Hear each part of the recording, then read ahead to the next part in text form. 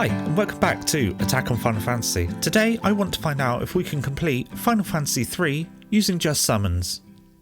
Although you don't get the ability to summon until about halfway through the game, I wanted to see if you could complete the game using summons from that point forwards. As always, items are okay to be used outside of battles, but I can't use anything in battles except the summon command. This includes fleeing from battles, although there is one summon that will flee from battle, and I deem this okay. Going into this run, I honestly didn't think that I'd make it very far. I was of the belief that each party member could summon one creature per level per battle. I thought that if I summoned Ramuh, oh that was a roll, wasn't it? Then they would no longer be able to summon him again until the next battle. I was pleasantly surprised to see that it works just like other magics in the game, using the spell slot system. And what was even better is they don't cap out at 9 like in Final Fantasy I. There are a total of 3 jobs with the ability to summon forth these mysterious creatures. They are the Evoker, which is gained from the Water Crystal, the Summoner, which is gained from the Earth Crystal at the start of the game's final dungeon, and the Sage, which is gained in Eureka within the game's final dungeon. Though I attain this job, I choose not to use it. For one simple reason, it just isn't as powerful as the Summoner. I proceed through the game as normal until I unlock the Evoker job, and my first summons. There are 5 of these summons, and they are bought from Repleto. So let's just go through them quickly. The first is called Escape, and it calls upon a Chocobo. This is the first level of summon magic. When used by the Evoker, the Chocobo has a chance to cast one of 2 spells. These are the Chocobo Dash, which causes the whole party to escape from the current battle, and the Chocobo Kick, which deals non-elemental damage to an enemy. When called forth by a summoner, the Chocobo casts a single spell, and it is Chocobo Kick, which deals non-elemental damage to a whole group of enemies. The second is Ison, and calls upon Shiva. This is the second level of summon magic. When used by the Evoker, Shiva has the chance to cast one of 2 spells.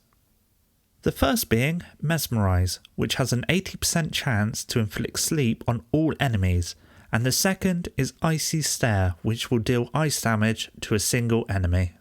When called forth by a summoner, Shiva will use the spell Diamond Dust, which damages all enemies with ice magic. The third is Spark, which calls upon Ramuh. This is the third level of summon magic. When used by the Evoker, it has a chance to cast one of 2 spells. The first is Mind Blast. This attempts to paralyze all enemies and has an accuracy of 70%, and the second is Thunderstorm, which deals lightning damage to a single target. When called forth by a summoner, Ramuh will cast Judgment Bolt, which deals lightning damage to all enemies. The fourth is Hetra, which calls upon Ifrit. This is the 4th level of summon magic. When used by the Evoker, Hetra can cast one of 2 spells. One of them is Healing Light, which heals the entire party with a powerful cure spell. The other is Hellfire, which deals fire damage to one enemy. When called forth by the summoner, Hetra will use Inferno, which damages all enemies with fire magic. The 5th and final summon that we can buy for now is Hyper, which is better known as Titan. This is the 5th level of summon magic. When used by the Evoker, Hyper casts one of 2 spells. These both deal earth damage of varying strength, and the first is called Clobber, and the second is called Stomp. When called forth by the summoner, Hyper will use Earthen Fury, which deals earth damage to all enemies. There are 3 more summons in the game, but I will discuss them in further detail when they come up. For now, let's get into the run. I name my characters Ifrit, Shiva, Garuda and Siren purely because of the colours of the Onion Knight's armour. This isn't how I'll be getting around not having summons. Just because they're named after summons doesn't mean they're summons, and they're not summons. Although I've got to admit, it did cross my mind. I did think, actually, this could be a loophole here. But no, I'm not going to do it. I'm not going to do it. It's going to be summons when I get there. When I do get the Evoker job, I do try it out to see if I can just attack things with it, but its strength just isn't any good, so I wouldn't be able to get through Goldor Manor with these guys, so I had to change back to my original party. Sorry, back to it. So after getting our summons, we head to the field to test them out, and I've got to say, a little bit lackluster. Not looking forward to this. We head back into Repleto just to buy some gear. Just know I'm not going to bring up whenever I get gear every single time, because this video will be way too long for this short little thing that I'm doing. So basically, by the end, just know that I've got 4 ribbons and the best gear my guys can have. Into our first boss battle, which is Garuda, a future summon of the series. We start this battle by summoning Titan. If this was a future title, Titan would not have been able to damage Garuda, as Garuda is typically a flying enemy. As soon as the Garuda in my party dipped into red health, I changed my tactics and I start to summon Ifrit in hopes that it will cast Healing Light to get the party back into good health. It isn't long until I found out that Ifrit actually does double the damage, in some cases thrice the damage of Titan, so I stick with this tactic until the battle is won. After, the Nautilus gains the ability to dive underwater, we head through Sardonia Catacombs and come face to face with our next summon, Odin. We can't obtain Odin until we have bested him in battle, which we do so on our 4th attempt, using the tried and tested method of having 2 party members summon Titan and the other 2 summon Ifrit for the Healing Light ability. This assures us that we're going to stay alive during the relentless, oh my days, how am I going to say this, Zantetsuken attacks. Zantetsuken. Man, that is going to be a 10-incher going forwards, isn't it? A mouthful. Odin is the 6th summon, and the magic name for him is Catastrophe. This is the 6th level of Summon Magic 2. When used by an Evoker, it has the chance to cast 1 of 2 spells. The first is Protective Light, and this casts Reflect on all party members. The second is Slash, which deals non-elemental damage to a single target. When called forth by a summoner, Odin will use Zantetsuken, which instantly kills all enemies. Although I do realise later on that it doesn't work sometimes, and it'll occasionally miss a couple of enemies on the field. Once we obtain the Invincible Airship, we can obtain our 2 final summons of the game, both of which are back on the floating continent. We'll begin with getting Leviathan, who dwells in a lake. I was shocked that it only took 1 attempt. With the combination of mainly Ifrit and Ramuh, we fell this beast. I guess it's because I have started to learn the value of some of these summons, especially Ifrit. Leviathan is the 7th summon and is a magic called Leviath. It is also the 7th level of summon magic. When used by an Evoker, Leviathan can cast 1 of 2 spells. The first being Demon Eye, which has a 5% chance to petrify all enemies, and the second is Cyclone, which deals wind damage to all enemies. When called forth by a summoner, Leviathan will use Tidal Wave, which deals water damage to all enemies.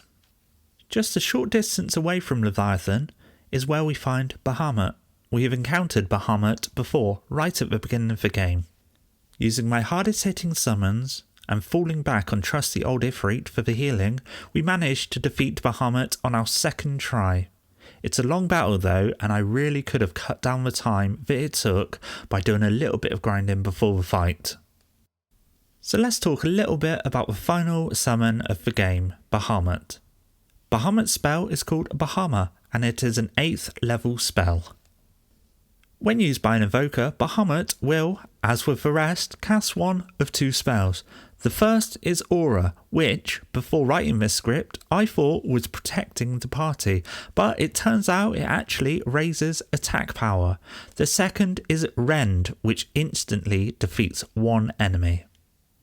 When called forth by a summoner, Bahamut will use a Mega Flare, which blasts all enemies with a powerful energy beam. The last 3 summons I've equipped to individual party members instead of just having them on one person, because it just makes sense. Now we have all of the summons in the game, we can continue to the end. The next boss is Hackathon Chair. I think I pronounced that right, I'm not sure. Let me know in the comments. You may have noticed at the start of this battle, I have been using Chocobo. There are 2 reasons for this. One is the summon that I have the most spell slots for, and 2, I am sick to death of random encounters. I start this fight using my most powerful summons, and it doesn't take long to defeat the boss.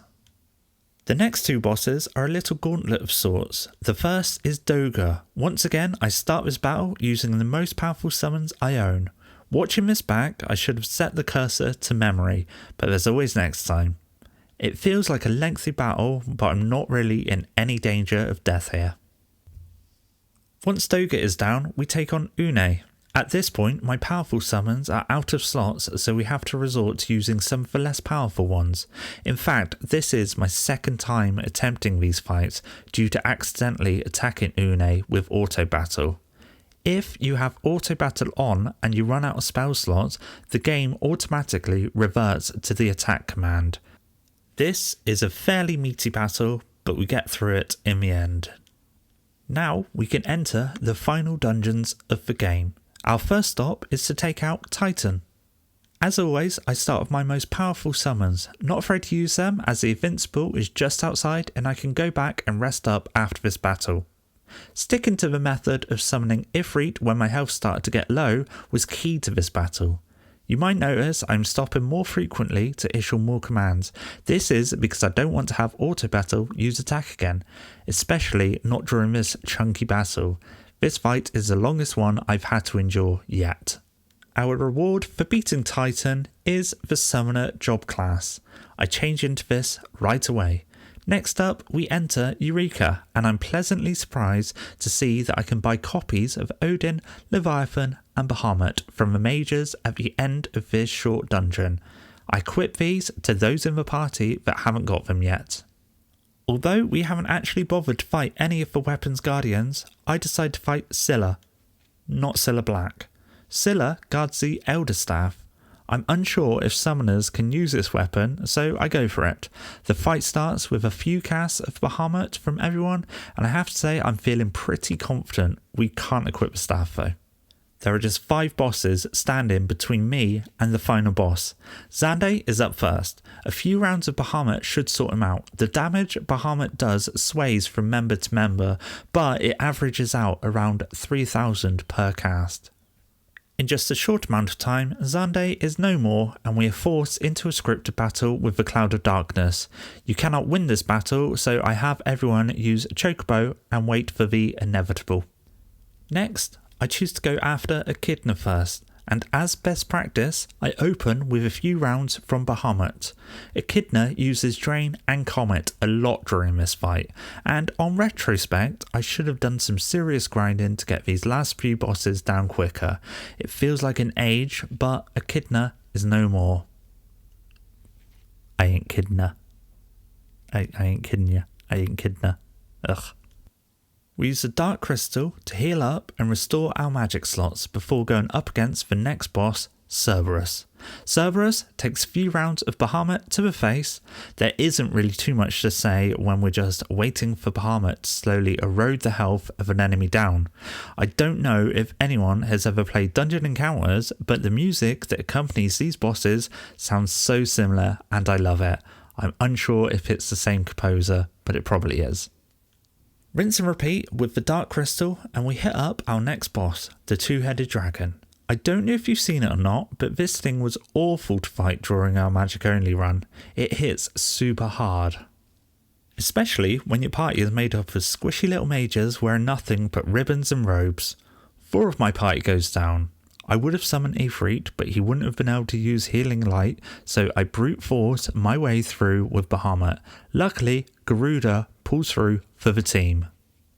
We hit up the Dark Crystal one more time, just for that sweet, sweet healing, and then it is on to Ahriman, the last boss standing between us and the Cloud of Darkness. We flambe Ahriman with a relentless barrage of Mega Flare, and let me tell you, I am so glad that I found that shop in Eureka that sold the late summons. I had no idea you could do that. I honestly thought you just got one of the last 3 summons.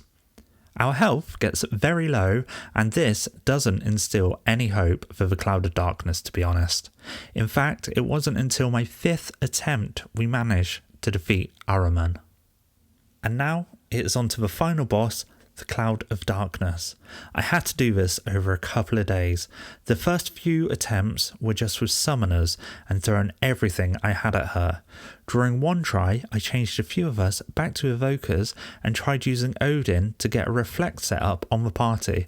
I thought that this might reflect Particle Beam back at her, but it didn't. It wasn't until the 12th attempt that we finally got her beat. In between every other attempt, I was doing a little bit of grinding. I honestly thought that I would have to be a level 99 to stand a chance of completing this challenge.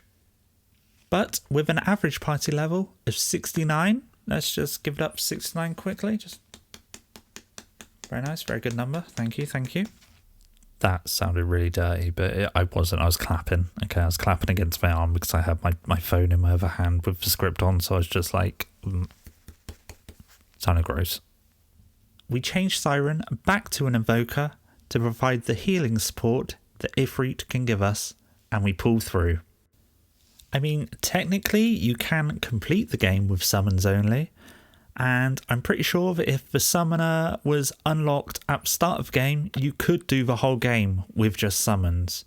Maybe not if you only got Chocobo at the start because it's very weak, but if you've got to select the first 3, let's say, I think definitely 100% possible. That being said, thank you for joining me, guys. If you could do all the good stuff for me, like subscribe if you enjoyed it, subscribe if you hated it, like if you enjoyed it, like if you hated it maybe, be a bit weird about it, just get a little bit funky. Comments, I love reading the comments, I love responding to the comments. I'm only a little person. Yeah, thank you. Tell your dog that I'm doing this. I'm sure they would love it. Put it on in the background for your dog while you're out at work. I'm sure they would absolutely do it. Hello, Poochie. Hello, how's it going? Hello. Okay, I'll see you later. That was a bit weird. Bye-bye.